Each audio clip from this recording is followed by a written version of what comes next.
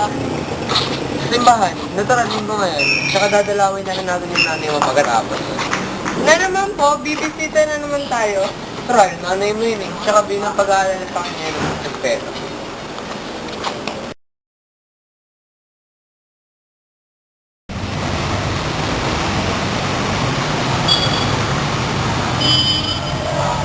Anak, lagyan mo nga yan. Bawal dito sa nasa simbahan tayo. Ano nga yan?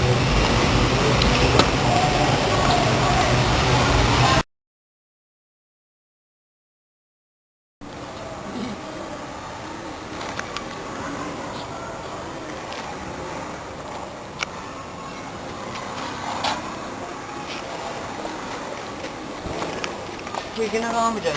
Namimitas ko ng bulaklak. Tigilan mo nga yan, bawal yan. Kung yung ginagawa mo sa alaman ng nanay ko, wala ka ba respeto sa mga namatay? Pasensya na po. Di po sinasadya ng anak ko. Turuan mo nga yung anak mo kung paano respeto. Kaya ano po yung respeto? Respeto, ayun yung pagbibigay halaga sa isang bagay o pag-alang. Ayun pala po yun. Alam ko na. Tara, sa tayo. Ngayon tayo, huwag mo nang ulitin yan. Sige po. Kasunod niyo po.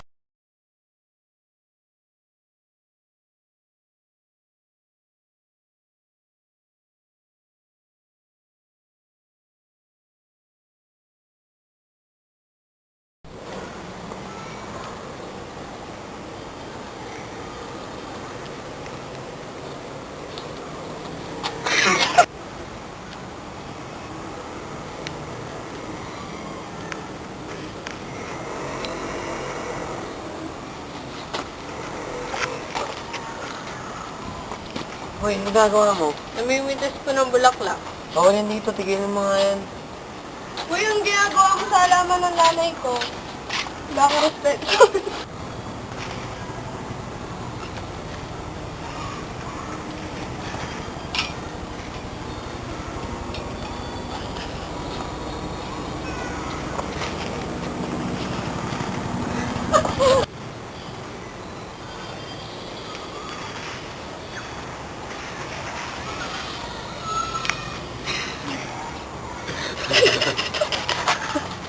Kasi, bago ka tumayot, tumawa ka muna.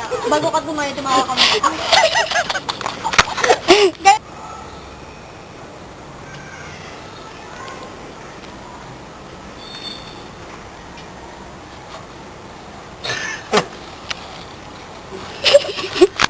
Kunyari, umiiyak ka niyan. May salita pala. Ano yan? Nakabidyo ka pa rin tayo.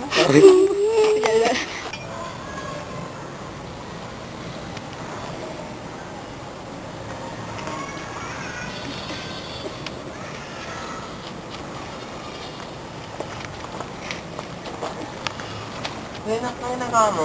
Umimintas po ng bulaklak. Oley! Oley! Namimitas na mo. Uy, naiihila ako.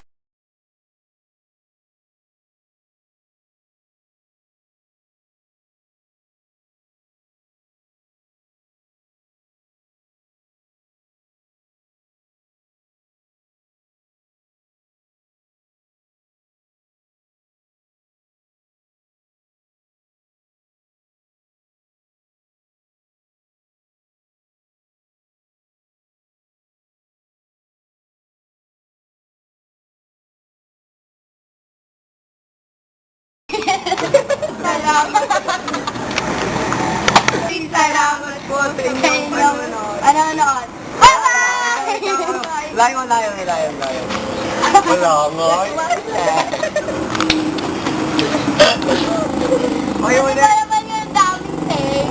Dali na. Kahit saan po tayo pumunta. Sa simbahan, natural linggo ngayon. Tsaka dadalawin na rin natin yung nanay mo pagkatapos. Na naman po,